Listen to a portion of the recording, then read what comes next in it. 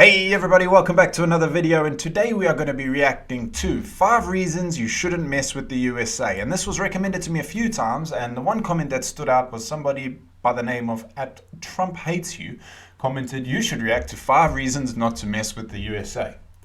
So that's what we're going to do. If you haven't done so already, please make sure you hit the subscribe button, and if you're feeling extra frisky, you may as well hit the like button as well. And let's find out the 5 reasons why you should not mess with the USA. I'm sure there's probably more than 5. The collapse of the Soviet Union in the early 90s left the United States as the sole superpower in the world, and it's never looked back. In all aspects of the world, the United States is indeed a superpower, especially when it comes to its military might, which is unsurpassable in its strength, technological superiority, operational capabilities, and power projection across the globe. In this video, we'll take a look at the 5 top reasons why you wouldn't want to go against the US military establishment. The United States Air Force is the strongest in the world. I was just going to say that your Air Force in the States is insane. You've got that B-2 bomber as well. Someone was commenting on the flyover video that it cost over $2 billion to make. That is insane. The United States Air Force is the strongest in the world, not only in the number of operational aircraft, but also in technological superiority. The country currently operates a total of over 15,000 military aircraft, combining all the branches of the military service, including the US Navy, US Army, Coast Guard, and the US Marines. As of 2017, the US Air Force alone has a fleet of over 5,300 aircraft, 406 intercontinental ballistic missiles, and 170 military satellites, greater than any other country in the world. The USA has the largest number of stealth aircraft designed to be silent killers and untrackable by the radar defense systems of most countries in the world. Some of these stealth aircraft include air superiority fighters, such as the F-22 Raptor and the F-35 Joint Strike Fighter. They are so cool looking as well. I tell you what, I was actually... This is a bit of a tangent or a bit of a weird one as well. I was actually looking recently on eBay.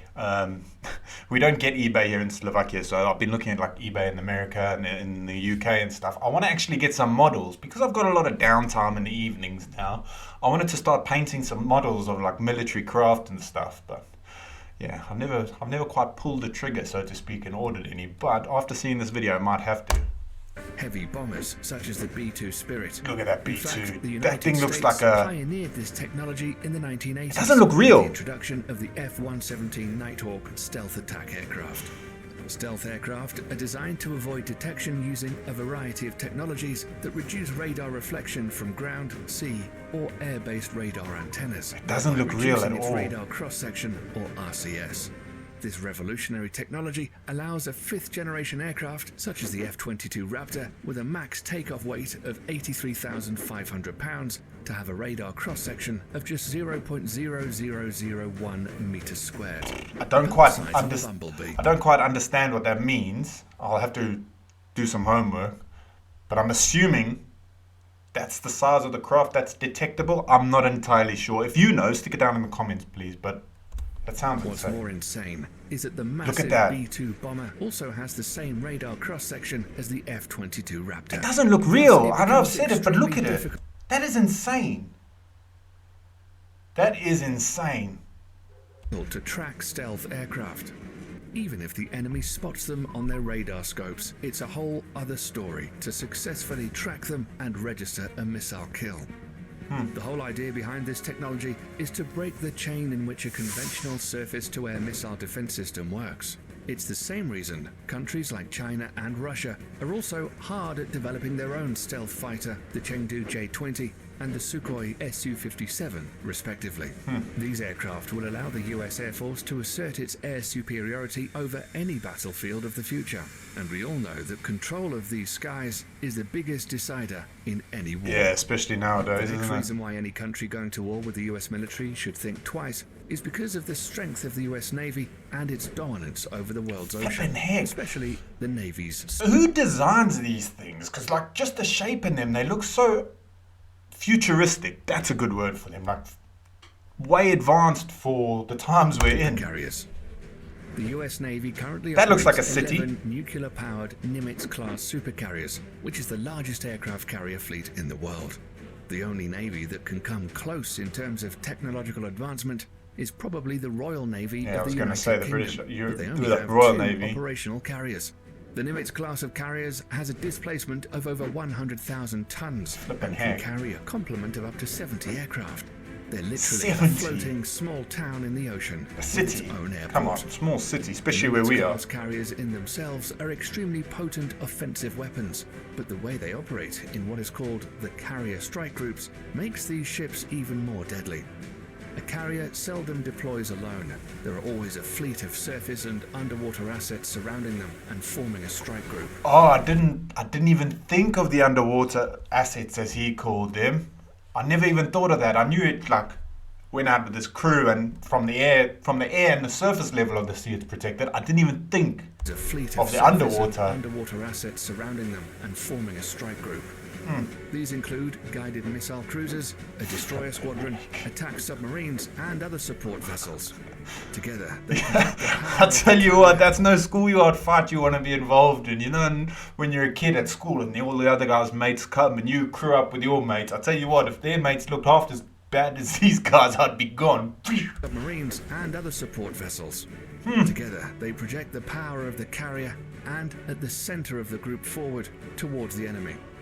While the carrier is carrying out its offensive role with the use of its air wing, the other ships are responsible to protect its flanks against any enemy attack.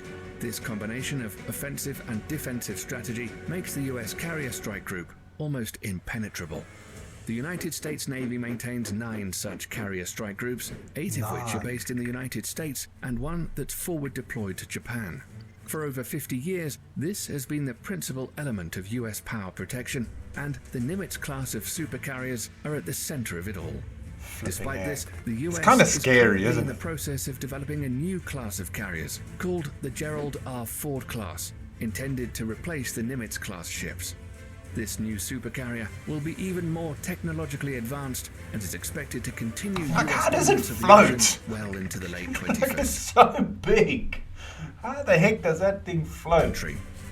The third reason why you shouldn't fight the US military is their massive stockpile of nuclear and conventional intercontinental ballistic missiles, or ICBMs.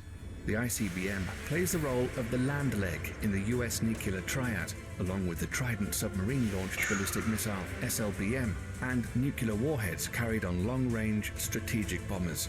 ICBMs are launched from ground-based missile silos. Yeah, those achieving things high scare the suborbital laugh out of space me, flight, and I'm sure approximately I'm not alone in this, but like with all this stuff that's going on, pretty local to us. I mean, the Ukrainian border is only, I think, 2.5, 3 hours drive from us. Yeah, with all this stuff going on, it's pretty freaky. Ground-based missile silos achieving high suborbital spaceflight, approximately 1,000 miles above the surface of the Earth. The body of the missile then separates from the warhead, which re-enters the atmosphere and free falls to the assigned target at hypersonic speeds. Yeah, my dog. The US military currently operates 400 ICBMs from its base in Wyoming, Montana, and North Dakota. The LGM-30G Minuteman III is the only type of ICBM that is currently operational in the US. The Minuteman III family of ICBMs were first developed in the 1960s as a response to the Soviet... Guy's working on it with a smile on his face. I'd be puckering up. The III family of ICBMs Oh, I want to be were near first that developed thing. in the 1960s as a response to the Soviet nuclear threat. Throughout the Cold War and beyond, these missiles have undergone constant modernization. In the last decade alone, the US military has undertaken $7 billion worth of upgrades.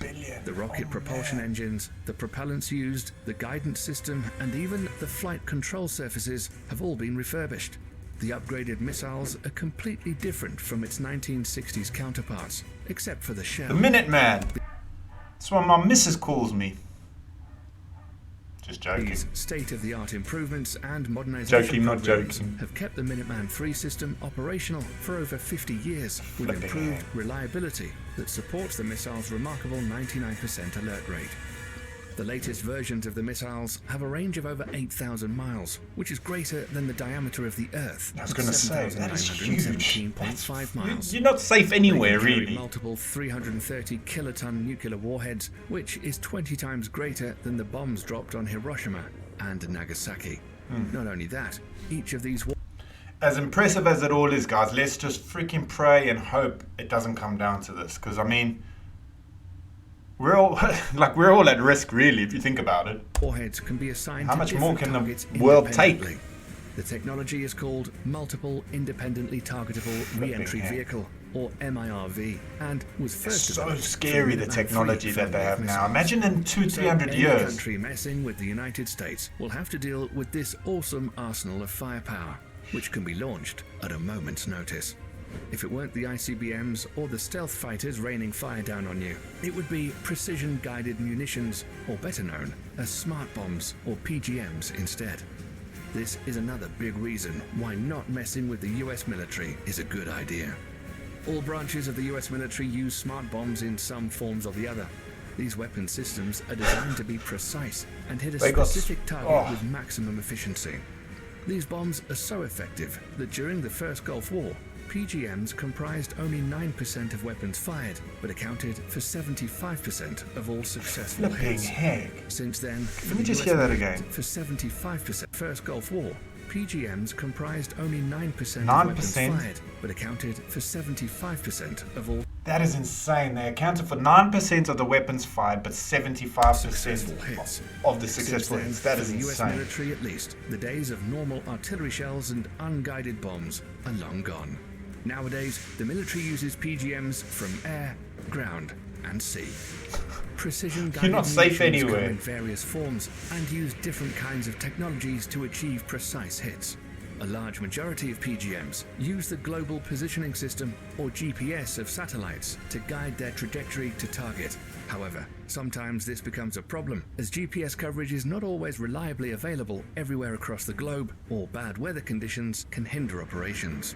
Thus, the Office of Naval Research, the Naval Surface Warfare Center, and the Army Research Laboratory have all coordinated to develop the first ever artillery-fired smart munition that will not use GPS guidance. The project is known as And we all Moving thought our Target phones are Artillery impressive, eh? With all the technology on our phones. Look at these. that will not use GPS guidance. The project is known as Moving Target Artillery Round, or MTAR for short. The MTAR shell can be guided onto stationary as well as moving targets in both land and sea, using a combination of guidance technology. The best part is that these shells can be fired from the existing M777A2 155mm towed howitzer and the M109A7 Paladin Integrated Management self-propelled 155mm artillery systems already in use by the US military. The shells will also feature an extended range of 40 to 60 miles, using rocket boosters to propel them. Once finished, it will afford the US military another potent weapon system that outclasses others around the world.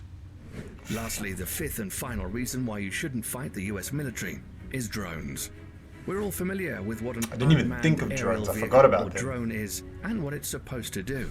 But in I've recent seen some of the videos of drone attacks, and it's pretty intense. I mean, imagine being the controller of one of those drones in the control room and having to make that decision. I mean, it's pretty, it's quite scary, to be honest with you. unmanned aerial vehicle or drone is and what it's supposed to do.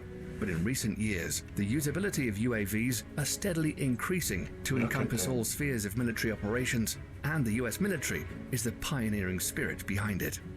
At first, used only for surveillance missions, drones were quickly weaponized after the 9/11 attacks and have been extensively used by the US military in the war against terror as an offensive weapon platform. It's forecasted that over the next decades, the US is in line to purchase over 1,000 combat drones of various classifications. Some of them, like the Lockheed Martin RQ-170 That's Sentinel and the Boeing MQ-25 Those are Stingray, drones. are already in the final stages of development, and once finished, will provide the US Look at military that thing. with state-of-the-art platforms capable Looks like a of Stingray. multi-role operations, ranging from attack missions to aerial refueling. Drone technology has reached such heights today that a single UAV can loiter miles above the surface of the Earth for hours, waiting for the target to show its head and sticking with impunity. This capability will allow all the services under the US military to reduce its dependency on manned platforms, thereby reducing the risks during future combat operations. These 5 weapon systems make the US military extremely dangerous for any adversary looking to get into a conflict with them. In a conventional warfare setting, it's almost impossible to beat the US military machine. That's why modern enemies of the United States are employing more and more asymmetric warfare strategies against the mighty US military. Despite that, the US military juggernaut is hands down the most powerful military complex in the world today, and probably will be for decades to come. That's all we have for you today, folks. I tell you what, that's pretty damn scary, to be honest with you. Thank goodness we are allies, and I hope it stays that way. I think it's pretty fair to say to anybody who aren't allies that they should pick their battles wisely, because the untold loss of life that will happen, sorry I bumped the desk again, that will happen from one of these wars if it should carry on is not worth it in my opinion. Just let's everyone get along. Let's just be friends. Anyway guys, thanks so much for watching. I hope you have a great day and I will see you in the next video. Peace.